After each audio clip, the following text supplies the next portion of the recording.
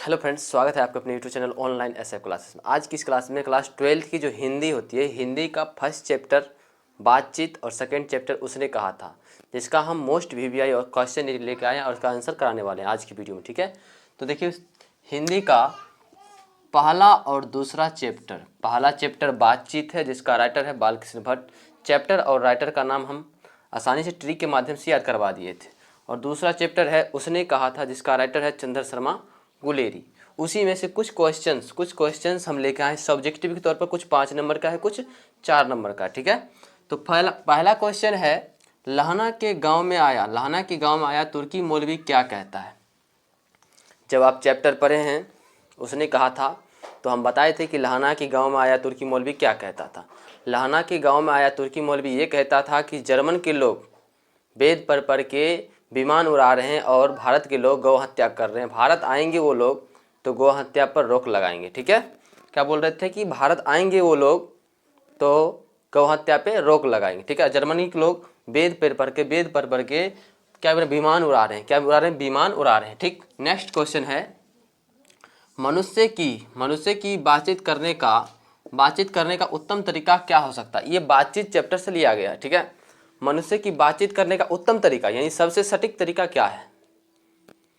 मनुष्य बात तो करते हैं बट सबसे उत्तम तरीका क्या है बातचीत करने का। मनुष्य की बातचीत करने का उत्तम तरीका यह है कि मनुष्य अपने आप से बातचीत करे, खुद से बातचीत करे और अपने अंदर की कमियों को ढूंढे और उसे ढूंढ करके पूरा करे।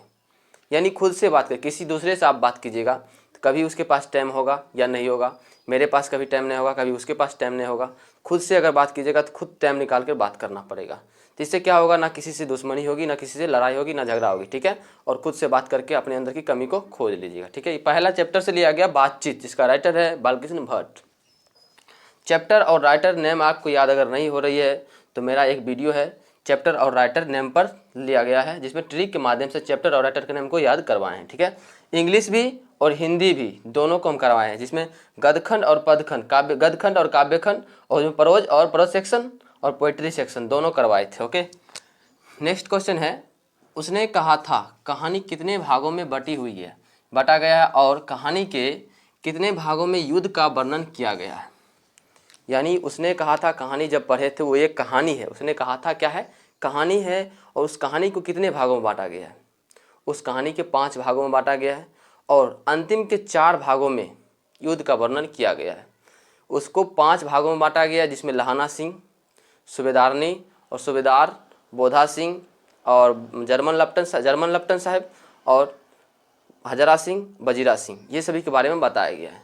और अन्य अन्य पलटन थे, सभी के बारे में बताया गया। इसमें मेन जो पात्र थे ये सभी थे, क्या कहते हैं, लहाना सिंह, सूबेदारनी, बोधा सिंह, लप्टन साहब और वजीरा सिंह और हजरा सिंह को सूबेदार भी कहते हैं। ठीक, इसको कैसे लिखेंगे, उसने कहा था कहानी कितने भागों में बांटा गया है। उसने कहा था कहानी 5 भागों में बांटा गया। कितने भागों में, 5 भागों में बांटा गया है और कहानी के 4 भागों में युद्ध का वर्णन किया गया है, जो कि 4 भाग कहानी की सबसे अंतिम में दिया गया है। ठीक है, और उसमें अगर 5 नंबर की पूछ दिया जाए तो उसको बढ़ा चढ़ा के लिखेंगे कि 4 भाग में कौन सा टॉपिक में क्या कहता है, यानी फर्स्ट टॉपिक में क्या कहता है, सेकेंड टॉपिक में क्या कहता है, थर्ड टॉपिक में क्या कहता है, उसको लिखेंगे। ठीक, नेक्स्ट क्वेश्चन है, पाठ में लहना और सूबेदारनी के बीच संवादों को एकत्र करें। यानी जब पाठ पढ़े थे उसने कहा था, जिसका राइटर है चंद्र शर्मा गुलेरी, जिसमें सबसे पहले ही पाठ में पढ़े हैं, पहले ही पाठ में पढ़े थे, 5 भागों में बांटा गया ना, पहला ही भाग में आप पढ़े होंगे कि लहाना सिंह और सूबेदारनी के बीच कैसे बातचीत हुई। ये लहाना सिंह का उम्र जो था वो 12 वर्ष के थे और सूबेदारनी का 8 वर्ष के थे। दोनों एक दूसरे के दुकान पे मिले थे और दोनों के बीच क्या बातचीत हुई।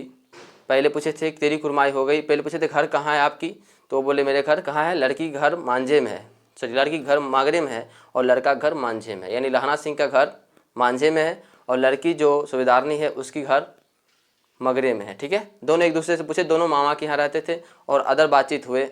कुरमाई पूछे थे तेरी कुरमाई हो गई, लहाना सिंह ने पूछे तो बोली धत कहकर भाग जाती थी। ठीक है, तो जहाँ भी मिलती थी हर जगह लहाना सिंह यही सवाल पूछते थे कि तेरी कुरमाई हो गई, तो लड़की वही धत कहकर भाग जाती थी। ठीक, ये सभी एकत्र बातों को आप एकत्र कीजिएगा और लिख दीजिएगा इसमें। नेक्स्ट क्वेश्चन है, व्याख्या करें व्याख्या करे। को में है कि और अब घर जाओ तो कह देना कि मुझे जो उसने कहा था वह मैंने कर दिया। ये लहना सिंह बोल रहे हैं कि जो उसने कहा था मैंने वह कर दिया। क्या बोले थे, क्या उसने कहा था? उसने यही कहा था कि मेरे बेटे और पति की रक्षा करना, और वही काम लहना सिंह ने किया। व्याख्या करने वाले जब भी क्वेश्चन आए तो पहले सबसे पहले प्रस्तुत लगाइएगा। प्रस्तुत पंक्ति उसने कहा था चंद्र शर्मा गुलेरी, उसने कहा था से लिया गया है, जिसका राइटर है चंद्र शर्मा गुलेरी। ऐसे नहीं तो ऐसे लिखिएगा, प्रस्तुत पंक्ति चंद्र शर्मा गुलेरी जी द्वारा रचित पाठ उसने कहा था से लिया गया है, जिसमें कहा गया है कि लहना सिंह कहते हैं कि जब आप घर जाइएगा, सूबेदार से कहते हैं कि आप जब घर जाइएगा तो सूबेदारनी से कह दीजिएगा कि जो उसने कहा था मैंने वह कर दिया। सूबेदारनी ने यही कही थी कि मेरे बेटे और पति की रक्षा करना, और वास्तव में लहना सिंह अपने मरते दम तक उनके बेटे और पति की रक्षा किए। देखिए, दरअसल बात ऐसी है कि सबसे अंतिम में जब युद्ध खत्म हो गई तो जर्मन के 63 जवान मारे गए और यहाँ से 15 जवान मारे गए थे। तो कुछ जवान जो घायल थे उस जवान को ले जाने के लिए गाड़ियाँ आ रही थी। गाड़ियाँ आई और उस गाड़ियाँ में लहना सिंह भी घायल थे और सूबेदार भी घायल थे। तो सूबेदार को लहना सिंह बोले जाने के लिए, सूबेदार बोले हम नहीं जाएंगे। लहना सिंह को बोले जाने के लिए तो लहना सिंह बोले हम नहीं जाएंगे। तो सूबेदार को लहना सिंह ने बोधा सिंह का कसम दे दिए कि आपको जाना पड़ेगा, आप और बोधा सिंह जाइए। तुझे सूबेदारनी की कसम या बोधा सिंह का कसम, आपको जाना पड़ेगा तो जाइए। जब आप घर जाइएगा तो आप बोल दीजिएगा सूबेदारनी से जो उसने कहा था मैंने वह कर दिया, जो उसने कहा था मैंने वह कर दिया। मैंने अपने जान पर खेल करके और सूबेदार और बोधा सिंह की जान बचा ली है। यही बात उसने कहा था। लहना सिंह बोल रहे हैं सूबेदार से कि उसने जो कहा था, यानी सूबेदारनी ने जो कही थी वह बात मैंने कर दिया।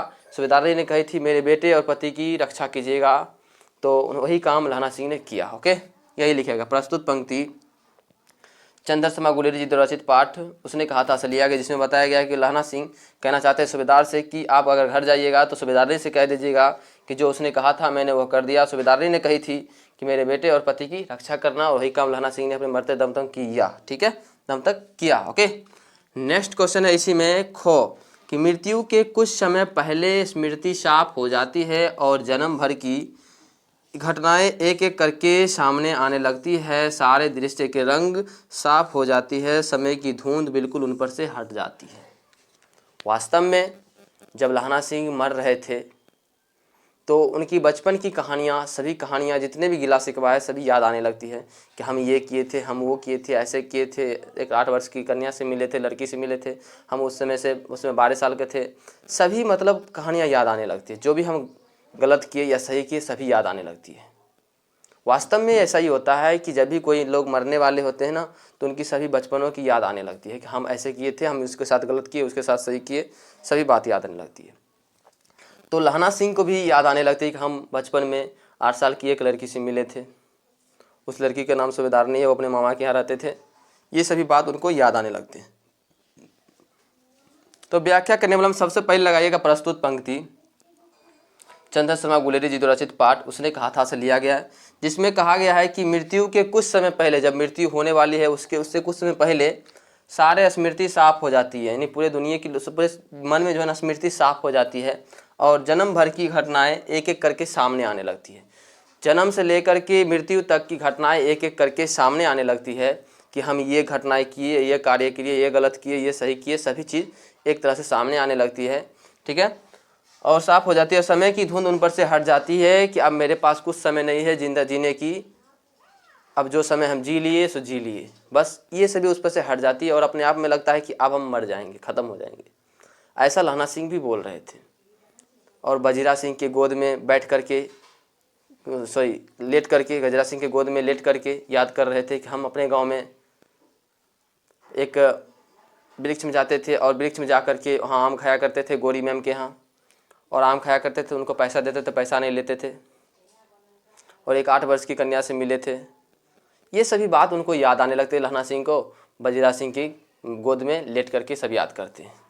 और लहना सिंह का एक और ख्वाहिश था कि हम अपने भाई कीरत सिंह की गोद में मरे, और जब मर रहे थे तो बजीरा सिंह की कीरत सिंह के नाम लेकर के बजीरा सिंह को कीरत सिंह के नाम ले लेकर बोलते थे कि पानी पिलाओ, पानी पिलाओ, पानी पिलाओ, हम अभी कीरत सिंह की गोद में हैं, भाई कीरत सिंह के गोद में हैं और एक जो आम के पेड़ लगाए थे उस पेड़ के नीचे हैं। तो वजीरा सिंह भी बोले हाँ है, हम भाई कीरत सिंह ही हैं आपका, ठीक है। तो उसकी आखिरी ख्वाहिश थी ये कि हम उससे मतलब पेड़ जो लगाए थे उस पेड़ के नीचे मरे और भाई वजीरा सिंह के कीरत सिंह की गोद में मरे।